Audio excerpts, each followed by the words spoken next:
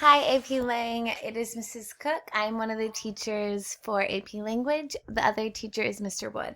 Today I'm going to go over just very briefly what AP Language is, what you can expect of the course. Let's dive in. So we're going to start with the basics. What is this course about? So the overall goals of this course is that students will follow the pattern of reading others' arguments and then writing their own arguments. Students will analyze what makes others' arguments convincing or confusing, engaging or dull, persuasive or powerless. Because remember, not all writing is good writing, but some writing is incredible. And we're looking at, well, what makes it that way? How are they convincing? How are they engaging? How are they persuasive? Or on the flip side, what makes it confusing? What makes it dull? What makes it powerless? Not only will we do this with published writing, but we'll do it with our own writing as well. And we'll learn how to make our writing great writing. So you will turn the act of composition over to you. You will become the writer. You will seek to emulate effective argumentation that you have encountered through reading and analyzing others' writing. You will learn about the world through a variety of texts, both modern and historic, that hopefully help you develop or maybe even challenge your own values, beliefs, and understandings about the world around you. Basically, you grow as a person. And you will become a better reader, a more developed writer, a more developed thinker. That is our goal. All right, there are two main focus points of this course, and they are reading and writing. We will read a lot. We will read books, speeches, essays, news articles, op-ed speeches, or op-ed pieces. We'll also read poetry and some fun stuff too. We'll read some satire, some fluff. We'll look at pictures as arguments. We're going to read a ton. And if you stay on top of the reading, you're going to do great. But we're also going to write a lot. We're going to write about others' writing. How did they do it? What did they do well? We're going to develop our own unique arguments. We're going to develop our unique arguments based on a series of arguments in which we call synthesis, which we'll learn about later. We're going to compose journalistic writing about modern and historical ideas and concepts. We're going to view the world around us and what's happening in the news, what's happening in society, and how do we think about it? How do we feel about it? We're going to analyze and review, aka edit, our own writing, the writing of others, the writing of our peers. How is this course assessed? And so there are three ways in which we do course assessments here in AP Lang. We learn about multiple choice, how to become a successful multiple choice test taker. And so we'll have a lot of multiple choice quizzes and tests.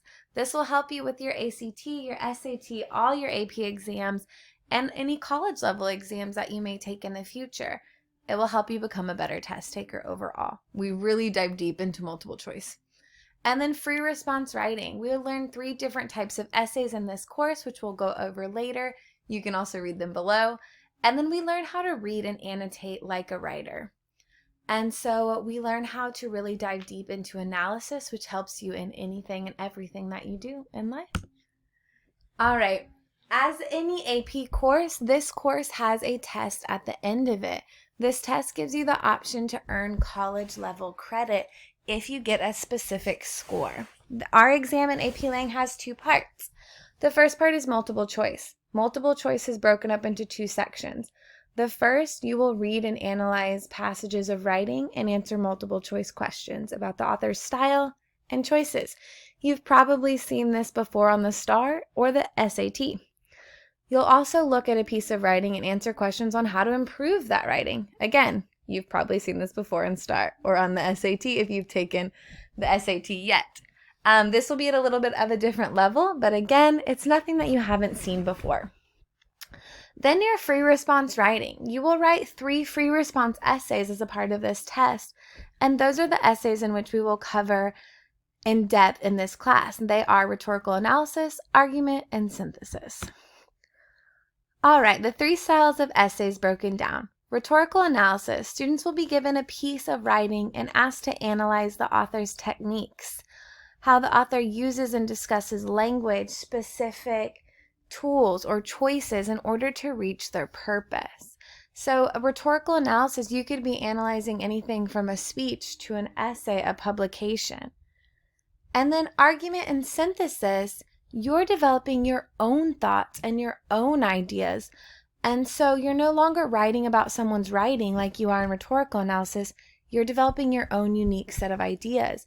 And you're using concrete evidence to support your writing. And so in argument and synthesis, you need to think about, if I were to tell you that ketchup is my favorite condiment, but I don't give you any reasons to why, would you believe me? You probably wouldn't. But if I gave you specific pieces of evidence to tell you why it is the best condiment, my argument would be stronger. In synthesis, you are actually given a multitude of different sources, 6 or 7. You're required to use 3 of those sources that are already given to you to build your argument. But we'll talk about that a little bit more in the upcoming slides. All right, so now that we know the basics, let's break down the skills. Reading like a writer, changing the way we read. So what does it mean to read like a writer? Have you ever stopped to think about how a writer develops his or her craft? How they attempt to reach their audience, how they develop ideas, and then what methods they use to make sure that their writing is understandable. Maybe you have, maybe you haven't. Regardless, this is something we are going to practice time and time again. And we're going to start in just the next few weeks. And so we're not here to read fiction and think about symbolism or summarize an author's prose. Those days are gone. Instead, we're thinking about, why did the author say that? How did they say it? How did they make their writing believable? Was it believable? And if so, how'd they make it that way? We're really going to dive in. And so the goal is to read a text, any type or style, and be able to analyze the particular situation or purpose of the text and the strategic writing choices based on that situation. So in layman terms, the author had a goal. They had a purpose. How did they get there? How did they make it believable? We're here to uncover that. And then again, we're here to write about it. All right, writing about writing. See, that was a nice segue. Writing about an author's choices and the impact those choices have. So what does it mean to write about writing? In your past English classes, you probably spent a lot of time on literature. So you were summarizing stories, plot, diving into characters, symbolism. All that prepared you to start thinking deeper about writing and its overall purpose, because you started with, they made this choice for a reason. What was that reason trying to say? So now, instead of summarizing writing, you're here to think about and analyze and eventually write about, well, what did those choices mean? How did they impact the audience? Did they have a particular style? How did they structure their writing? Was it good? Was it wonky? Was it confusing? And so we're really thinking about that at a deeper lens. And so I give you an example below where I talk about Romeo and Juliet. And we talk about life and society, these star-crossed lovers. Well, Shakespeare was trying to say something with Romeo and Juliet. Yes, it's a beautiful play and it's a beautiful story, but what was he actually saying about life and society? Did he make you feel something? And if so, how did he do it? That is what we are here to determine. All right, so the goal is to explain how a writer's choices reflect the components of a particular situation, identify and describe claims and evidence, describe the reasoning, organization, and development of a piece, and explain how those choices contribute to the overall purpose. So yes, we are going that deep. All right, so let's look a little bit deeper at the rhetorical situation, which I like to call the art of persuasion. So first things first, we must understand that everything is an argument. And so there's an excerpt that I want you to read below, and I'm just going to summarize it to you. But it's basically saying that all language is motivated. Any language that we use, we write, we text, it's motivated for a purpose. And we use specific language, or we make specific choices in our language based on our audience. So the way that you talk to your mother and you talk to your grandma is a little bit different than the way you talk to your friends. It's different because you know your audience and you know what's going to work with one audience might not work with another audience. And when we say everything's an argument, we mean everything has a purpose. It might be a subconscious purpose. It may be conscious. We're here to uncover what that purpose is and how they achieved that purpose. So a second step is we must look at writing differently, and meaning that people don't just write for no reason, and it doesn't just come out of nowhere. It's purposeful. It's intentional. Specific choices are made with a specific purpose. And so you ask yourself the following questions. What is the author saying? How are they saying it? Why are they saying it? What even prompted this argument? Who is the argument aimed at? And is the argument successful? Third step, we must realize that individuals write within a particular situation and they make strategic choices based on that situation. And so we have a fancy term called the rhetorical situation. We'll uncover it in depth. We'll look into it. But writers always write within a specific context, whether it's an op-ed piece about a movie that just came out, whether it's a political speech about a bill, a law, something that's happening in the world. It has a purpose because of its context, because of its rhetorical situation. We need to find the impact of that. We'll use a handful of tools to uncover and analyze just that. All right, here's the rhetorical situation broken down in skills based off AP Lang. I will let you read that and refer back to this slide at any time, but we've went over these here just in a compact slide for you. All right, argumentative writing, the art of writing a piece of persuasion. And so, as you know, when you have an argument, you often have evidence to back it up, but you start with a claim. So that claim may be that, again, ketchup is the best condiment, but you're going to need substantial evidence to back that up. You can't just say, because it's good, because I love it, because it's the best. That's not evidence. Those are opinions. Evidence is concrete. It's factual. And it's something that people can believe in. We're going to learn how to do that.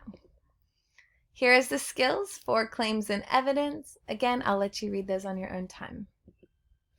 All right. Understanding that an argument must have reasoning and it must have organization. Anytime we write, we must think about what is the reason behind writing this?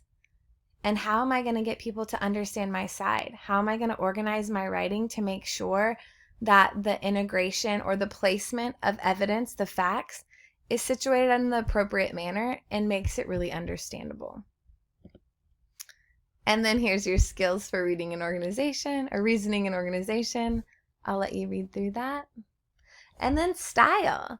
The rhetorical situation informs that we have specific stylistic choices that the writer makes. So when we're developing our own argument, we are also developing our own style. So maybe we love starting an argument in this particular way, or maybe we found that it's most successful to build a Rogerian argument versus a Tolman argument. We'll learn those phrases later on. But again, every writer has their own style, and you'll too develop yours. And here's style skills. All right, the big concept. This course is meant to develop you as a thinker, a reader, a writer, and a human. I hope it does just that. Here's our AP YouTube channel. You can check out this at any time. It's just supplemental course instruction. I think that it's very helpful into learning what is AP language, what is it not, how to be successful. I will constantly link videos, so will Mr. Wood. We are here to make this course very understandable and hopefully to make you love it. All right, if you have any questions, let us know. This is also linked on Canvas, and so you can go through it at your own pace. Thank you. Have a good day.